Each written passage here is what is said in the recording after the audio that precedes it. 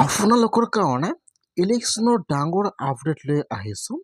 এতিয়া কেনেকুৱাকৈ আপোনালোকে সকলো ৰাজ্যৰ আপোনালোকে আপোনাৰ নিজৰ মোবাইলৰ পৰা লাইভ ৰিজাল্টটো চেক কৰিব যে কোনটো জিলাত কোন পাৰ্টি বৰ্তমান আগবাঢ়ি আছে আৰু আপোনালোকৰ ডিষ্ট্ৰিক্টত বৰ্তমান কোনে ভোটত জিকিব। এতিয়া কিন্তু আপোনালোকে ইয়াৰ পৰা সকলো লাইভ চাব পাৰিব। যেনেকুৱাকৈ আসাম, কেৰেলা, ৱেষ্ট বেংগল, আপোনালোকে এইটো অপশ্যনৰ পৰা যিকোনো ৰাজ্যৰ আপোনালোকে ইয়াত লাইভ আপডেট চাব পাৰিব যে কোন কেণ্ডিডেটে কিমানটা ভোটত আগবাঢ়ি আছে। আপোনালোকে ইয়াৰ পৰা সকলো প্ৰচেছ জানিব পাৰিব যে কেনেকুৱাকৈ আপোনালোকে লাইভ ৰিজাল্ট চেক কৰিব। সম্পূৰ্ণ প্ৰচেছ দেখুৱাই দি আছোঁ, চাই লওক। মই কিন্তু আপোনাৰ সুবিধাৰ কাৰণে অপশ্যনৰ লিংকটো মোৰ ডিছক্ৰিপশ্যনত দি দিছোঁ। আপোনালোকে ডাইৰেক্ট ক্লিক কৰি ফাৰ্ষ্ট এইটো অপশ্যনত আহি যাব। অহাৰ পিছত ইয়াত চাব ষ্টেটৰ নাম দিয়া আছে। এতিয়া আপোনালোকে কোনটো ষ্টেটৰ ৰিজাল্টটো চেক কৰিব যে বৰ্তমান কোনটো ষ্টেটত কোনটো পাৰ্টি আগবাঢ়ি আছে বা কোনটো কেণ্ডিডেটে আগবাঢ়িছে। আপোনালোকে ইয়াৰ পৰা সকলো প্ৰচেছ জানিব পাৰিব। এতিয়া আপোনালোকে ইয়াত ষ্টেটৰ ওপৰত ক্লিক কৰিব। এতিয়া কিন্তু আপোনালোকৰ ওচৰত এইটো পেজ অ'পেন হৈ যাব এনেকুৱাকৈ। এতিয়া বৰ্তমান আসামত কোন পাৰ্টি আগবাঢ়ি আছে ইয়াত সকলো লিখা থাকিব এনেকুৱাকৈ।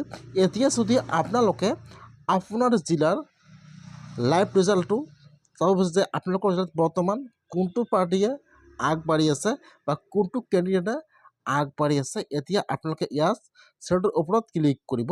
এতিয়া আপোনালোকৰ ইয়াত এছেম্বলিৰ নামটো আহি যাব বা আপোনালোকৰ ইয়াত ডিষ্ট্ৰিক্টৰ নামটো বা আপোনালোকৰ ইয়াত এছেম্বলিৰ নামটো আহি যাব।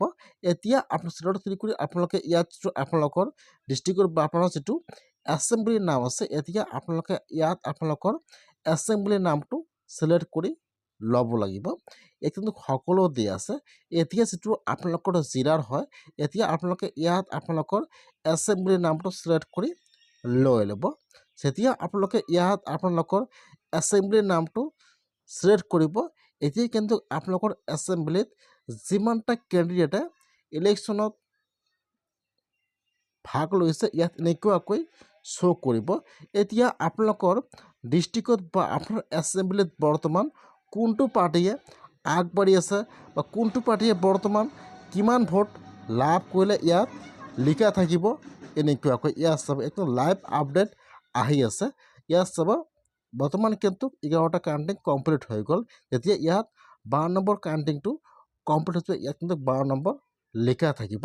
এতিয়া আপোনালোকে ইয়াৰ পৰা যিকোনো ৰাজ্যৰ আপোনালোকে লাইভ ৰিজাল্টটো চাব পাৰিব।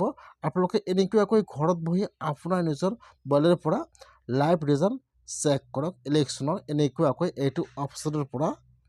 মই কিন্তু আপোনাৰ সুবিধাৰ কাৰণে অপশ্যন নম্বৰ দি দিছোঁ।